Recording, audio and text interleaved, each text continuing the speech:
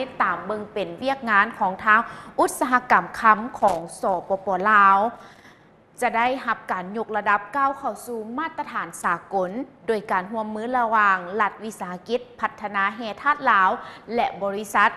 PTL Holding จำกัดมาติดตามเบิ่งพร้อมๆกันสำหรับพิธีเซ็นสัญญาร่วมมือแม่นได้จัดขึ้นในค่ำวันที่9 พฤษภาคมที่ผ่านมานี้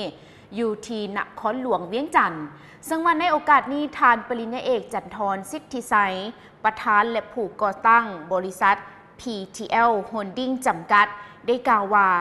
เป้าหมายสำคัญทั้งยุทธศาสตร์ของการร่วมมือในครั้งนี้แม่นขีดหมายอันสำคัญในการเริ่มต้นการร่วมมือระหว่างภาครัฐและเอกชนว่าด้วยการยกระดับอุตสาหกรรมแห่ธาตุลาวให้ก้าวเข้าสู่การผลิตแห่ธาตุแบบครบวงจรผ่านกลไกการบริหารจัดการการขุดค้นปรุงแต่งทรัพยากรที่มีทาแห้งอย่างเส้นค้ำและแห่ค้ำมาเพิ่มประสิทธิภาพและประสิทธิผลจากการขุดค้นได้รับวัตถุดิบป้อนเข้าการผลิตเป็นผลิตภัณฑ์จนกลายเป็นสินทรัพย์ที่ได้คุณภาพความบริสุทธิ์คำ 99.99 ส่วนห้อยและได้มาตรฐานสากลของ LBMA ซึ่งในนี้โดยสืบเนื่องจากแนวคิดของพรรคและรัฐบาลการร่วมมือพัฒนาในครั้งนี้เป็นหัวใจอันสำคัญต่อระบบนิเวศของอุตสาหกรรมค้ำลาว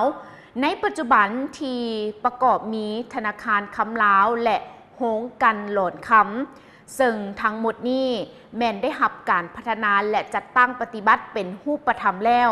จะสามารถประกอบส่วนแก้ไขข้อยุ่งยากทางด้านเศรษฐกิจของประเทศผ่านบรรดากลไกเครื่องมือการบริหารและบริการต่างๆที่ติดพันกับคำและแห่คำอันจะนำมาสู่การเพิ่มขีดความสามารถให้แก่รัฐบาลด้านสินทรัพย์เป็นหลักทรัพย์ค้ำประกันเพิ่มสภาพคล่องเข้าในระบบเศรษฐกิจลดผ่อนอัตราเงินเฟ้อยกระดับและเพิ่มความมั่นคงให้แก่สกุลเงินกีบผ่านสกุลเงินกลางก็คือคำในการแลกเปลี่ยนได้กับเงินตราสกุลอื่นๆอีกทั้งจะช่วยเพิ่มโอกาสให้สปป.ลาวสามารถก้าวเข้าสู่ตลาดการเงินสากลที่กว้างขวางเข้มแข็งกว่าเก่าและยังจะเป็นกุญแจอันสำคัญในการปกลดทาแห้งยกสูงภาระบทบาทอุตสาหกรรมและตองโซการสนองค้ำของประเทศ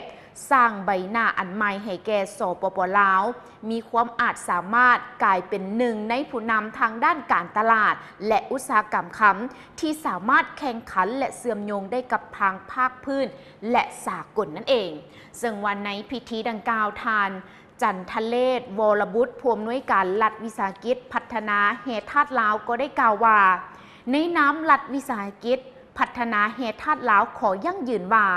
จะสุ่มใส่ถูกกำลังแหงและความสามารถที่มีอย่างตั้งหน้าร่วมมือกับบริษัท PTL Holding จำกัดเพื่อจัดตั้งปฏิบัติตามเป้าหมายของสัญญาการร่วมมือพัฒนา JDA ฉบับนี้ด้วยความรับผิดชอบสูงสมกับเป็นรัฐวิสาหกิจที่ต่างหน้ารัฐบาลในการดำเนินธุรกิจด้านแห่ธาตุและบ่อแห่เพื่อเข้าถือหุ้นบรรดาโครงการพัฒนาแห่ธาตุซอกค้นสำรวจขุดค้นและพัฒนาปรุงแต่งผลิตและจำหน่ายผลิตภัณฑ์แห่ธาตุทั้งภายในและต่างประเทศ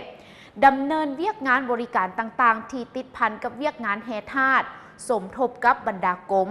รัฐวิสาหกิจที่ขึ้นกับกระทรวงเพื่อค้นคว้าและสร้างวิสัยทัศน์นโยบายแผนยุทธศาสตร์แผนพัฒนาทรัพยากรแห่ธาตุเพื่อพันขยายตามแนวทางนโยบายของพรรคและแผนพัฒนาเศรษฐกิจสังคมของรัฐบาลนั่นเองซึ่งในพิธีครั้งนี้ลงนามฝ่ายทางบริษัท PTL Holding จำกัดโดยเมนทานปริญญาเอกจันทรสิทธิไสยประธานและผู้ก่อตั้งบริษัท PTL Holding จำกัดลงนามร่วมกับทานทองผัดอินทวงศ์รองประธานและผู้ชี้นำเวียกงานพลังงานและบ่อแห่บริษัท PTL Holding จำกัดลงนามฝ่ายรัฐวิสาหกิจพัฒนาแห่ธาตุลาวโดยเมนทานจันทเลศวรบุตรผู้อำนวยการรัฐวิสาหกิจ พัฒนาเฮธาตุลาวลงน้ำห่วมกับทานบุญเพ็งสวัยห้องอำนวยการรัฐวิสาหกิจพัฒนาเฮธาตุลาวโดยการเป็นประธานของทานโพไซไซยสอนรัฐมนตรีกระทรวงพลังงานและบ่อแห่และก็ยังมีบรรดาทานของรัฐมนตรี